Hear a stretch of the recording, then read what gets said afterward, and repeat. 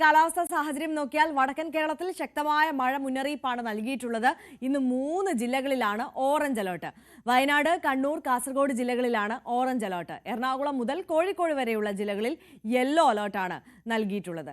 ഭവ്യ പാർവതി കൂടുതൽ വിവരങ്ങളുമായി നമുക്കൊപ്പം ചേരുകയാണ്. ഭവ്യ, എങ്ങനെയാണ് മഴയുടെ ഒരു സാഹചര്യം? Arya, good morning.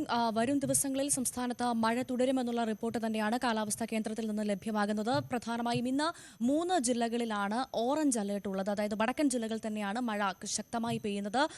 വയനാട്, കണ്ണൂർ, കാസർഗോഡ് ജില്ലകളിലാണ് ഇന്ന് ഓറഞ്ച് അലേർട്ട് ഉള്ളത്. ഒപ്പം കോഴിക്കോട്, മലപ്പുറം, പാലക്കാട്, തൃശൂർ, എറണാകുളം, ഇടുക്കി ജില്ലകളിൽ യെല്ലോ അലേർട്ട് ആണുള്ളത്. ഈ പ്രധാനമായും വടക്കൻ ജില്ലകൾ തന്നെയാണ് മഴ കനത്തേക്കുമെന്നുള്ള റിപ്പോർട്ടുള്ളത്. ഇന്ന് പാലക്കാട് ജില്ലകളിലെ സ്കൂളുകൾക്ക് അവധിയാണ്. കനത്ത മഴയുടെ പശ്ചാത്തലത്തിൽ പാലക്കാട് ജില്ലയിലെ സ്കൂളുകൾക്ക് കളക്ടർ അവധി പ്രഖ്യാപിച്ചിട്ടുണ്ട്. പ്രധാനമായും അംഗനവാടി, സ്കൂളുകൾ തുടങ്ങിയവയ്ക്കാണ്. കോളേജുകൾക്ക് അവധി ബാധകമല്ല എന്നുള്ളൊരു വിവരം കൂടി ഇപ്പോൾ പുറത്തു വരുന്നുണ്ട്. അംഗനവാടികൾ, മദ്രസകൾ, ട്യൂഷൻ സെന്ററുകൾ എന്നിവയ്ക്കാണ് അവധി ബാധകം. കോളേജിന് അവധിയല്ല. മറ്റൊരു ജില്ലയിലും ഇന്ന് അവധിയില്ല. പാലക്കാട് ജില്ലയ്ക്ക് മാത്രമേ ഇന്ന് അവധിയുള്ളൂ. അതോടൊപ്പം തന്നെ പൊതുജനങ്ങൾക്ക് പ്രത്യേക നിർദ്ദേശങ്ങൾ ദുരന്ത നിവാരണ അതോറിറ്റിയുടെ ഭാഗത്തുനിന്ന് പുറപ്പെടുവിച്ചിട്ടുണ്ട്. അതിങ്ങനെയാണ്: ഉരുൾപൊട്ടൽ, മണ്ണിടിച്ചിൽ, മലവെള്ളപ്പാച്ചിൽ സാധ്യതയുള്ള പ്രദേശങ്ങളിൽ താമസിക്കുന്നവർ അധികൃതരുടെ നിർദ്ദേശാനുസരണം മാറി താമസിക്കണമെന്നുള്ള മുന്നറിയിപ്പ് നൽകിയിട്ടുണ്ട്. ഒപ്പം നദീതീരത്തുള്ളവർക്കും പ്രത്യേക ജാഗ്രതാ നിർദ്ദേശമുണ്ട്. ദുരന്ത പ്രദേശങ്ങളിൽ താമസിക്കുന്നവർക്ക് തങ്ങളുടെ പ്രദേശത്ത് കൃത്യമായി ക്യാമ്പുകൾ തുറന്നിട്ടുണ്ട് എന്നവർ ഉറപ്പുവരുത്തണം. പകൽ സമയങ്ങളിൽ കൃത്യമായും ക്യാമ്പുകളിലേക്ക് മാറി താമസിക്കണമെന്നുള്ള മുന്നറിയിപ്പ് കൂടി ഇപ്പോൾ ദുരന്ത നിവാരണ അതോറിറ്റിയുടെ ഭാഗത്തുനിന്ന് വരുന്നുണ്ട്. മഴ തുടരും സംസ്ഥാനത്ത് വരും ദിവസങ്ങൾ. അതുകൊണ്ട് തന്നെ ജാഗ്രത പാലിക്കണമെന്നുള്ള മുന്നറിയിപ്പാണ് പൊതുജനങ്ങൾക്ക് നൽകുന്നത്. എന്തായാലും സംസ്ഥാനത്ത് വരും ദിവസങ്ങളിൽ മഴ തുടരും. ആര്യ, മഴ കനക്കും എന്നത് തന്നെയാണ് കാലാവസ്ഥയുടെ സാഹചര്യം. ഭവ്യ പാർവതിയാണ് വിശദാംശങ്ങളുമായി നമുക്കൊപ്പം ചേർന്നത്.